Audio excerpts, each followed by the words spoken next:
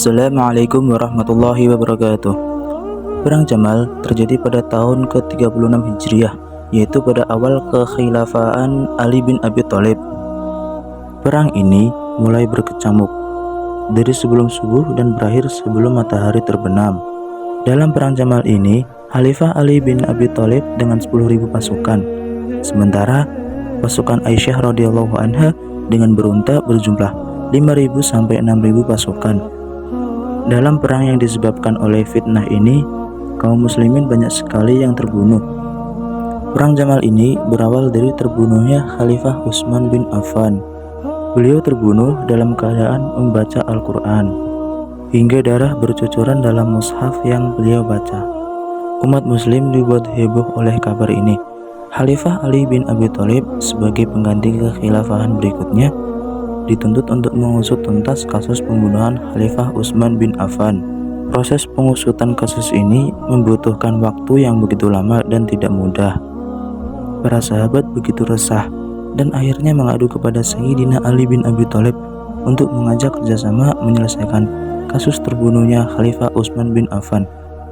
Ketika pasukan Aisyah radhiyallahu anha sampai ke wilayah Khalifah Ali, beliau mengira akan ada penyerangan karena jumlah pasukan yang datang begitu banyak. Kesalahpahaman tersebut membuat beliau menyiapkan pasukan dan mengirim utusan untuk menanyakan tujuan yang pasukan datang tersebut. Setelah pasukan Aisyah radhiyallahu anha menjelaskan bahwa maksud kedatangan mereka mengajak kerjasama pengusutan kasus terbunuhnya Khalifah Utsman bin Affan. Kemudian Sayyidina Ali dan pasukannya merasa senang dan menyambut mereka dengan baik. Pada malam harinya, mereka tidur dengan tenang dan damai di bawah tenda-tenda di padang pasir kota Madinah.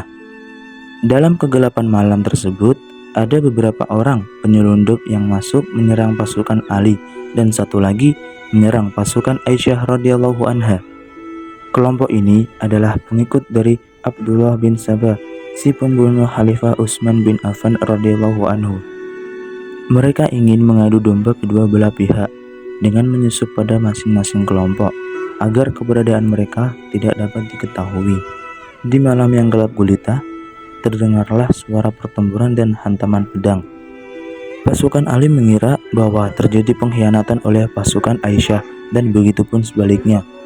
Oleh karena itu, kedua pasukan saling menyerang dan terjadi pertempuran dahsyat antara kaum muslimin di kegelapan malam hingga menjelang tengah hari.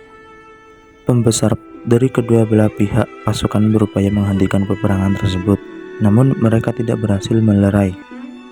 Ketika itu, Thalhah berkata, "Wahai manusia, apakah kalian mendengar?" Namun, mereka tidak mendengarkan seruannya. Lalu dia berkata, "Buruk. Buruk sekali jilatan neraka, buruk sekali kerakusan." Khalifah Ali bin Abi Thalib juga berupaya melerai pertikaian tersebut, namun mereka juga tidak menggubrisnya. Lalu Aisyah mengirimkan Ka'ab bin Sur dengan membawa mushaf Al-Quran untuk menghentikan peperangan. Namun ia gugur sebab dibidik panah oleh para pengikut Abdullah bin Sabah. Pada perang Jamal ini, ribuan korban syahid berjatuhan, termasuk sahabat dekat Rasulullah SAW, yaitu Thalhah bin Ubaidillah dan Zubair bin Awam. Thalhah terbunuh karena terkena anak panah yang mengenai kakinya tepat pada bekas luka lamanya. Saat itu, Thalhah sedang berupaya melerai para prajurit yang terbunuh juga dari mereka yang menjaga unta yang dikendari oleh Aisyah radhiyallahu anha. Aisyah adalah simbol penting bagi mereka. Oleh sebab itu, mereka mati-matian melindunginya. Akhirnya, dengan tumbangnya unta yang ditunggangi oleh Aisyah radhiyallahu anha, perang pun berhenti dengan kemenangan di pihak Ali. Walaupun sesungguhnya tidak ada pihak yang menang, justru kaum muslimin memperoleh kerugian besar dalam peperangan ini. Pasca perang Jamal, Sayyidina Ali berjalan di antara para korban dan menemukan mayat Thalhah bin Ubaidillah. Didudukanlah mayat Thalhah dan kemudian Ali mengusap debu dari wajahnya. Kemudian Ali bin Abi Thalib berkata, "Wahai Abu Muhammad, alangkah berat perasaan ini melihatmu meninggal tergeletak di atas tanah di bawah bintang-bintang langit." Ia pun kemudian menangis seraya berkata, "Aduhai, seandainya aku mati 20 tahun silam sebelum peristiwa ini. Kemudian Sayyidina Ali bin Abi Thalib mendapati mayat Muhammad bin Thalhah, yaitu anak dari Thalhah, dan ia menangis lagi. Muhammad bin Thalhah ialah orang yang mendapat julukan As-Sajjad, atau orang yang banyak sujud karena ia banyak beribadah. Seluruh sahabat yang ikut dalam peperangan ini akhirnya menyesali apa yang telah terjadi. Setelah perang usai, Sayyidina Ali bin Abi Thalib menemui Ummul Mukminin Aisyah radhiyallahu anha, lalu mengantarkannya pulang ke Madinah dengan penuh penghormatan, sebab dahulu Rasulullah SAW pernah memerintahkan kepada Sayyidina Ali supaya memuliakan dan menghormati Aisyah. Diriwayatkan dari Sayyidina Ali, dia berkata bahwa Rasulullah SAW pernah bersabda kepadanya, akan terjadi suatu masalah antara kau dan Aisyah.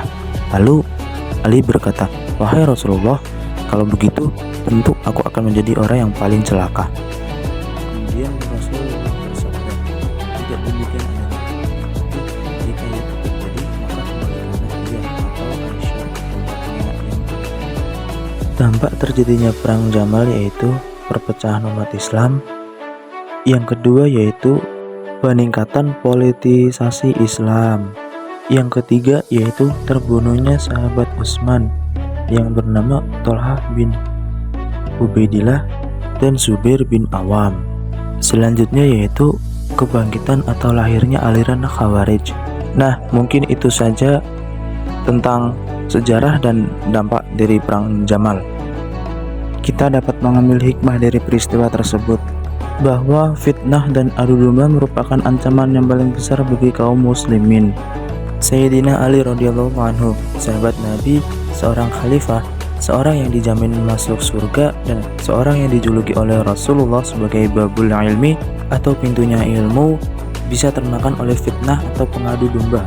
Apalagi kita orang-orang awam yang hidup jauh setelah kenabian, yang fakir ilmu, pengetahuan keagamaan, yang belum tentu nanti meninggal dalam iman atau kekafiran. Na'udzubillah min dzalik. Tentunya kita sangat rawan terhasut fitnah oleh pengadu domba. Itulah sebuah kisah tragedi perang Jamal. Semoga kisah ini bermanfaat buat kalian semua. Wallahu a'lam bishawab. Wassalamualaikum warahmatullahi wabarakatuh.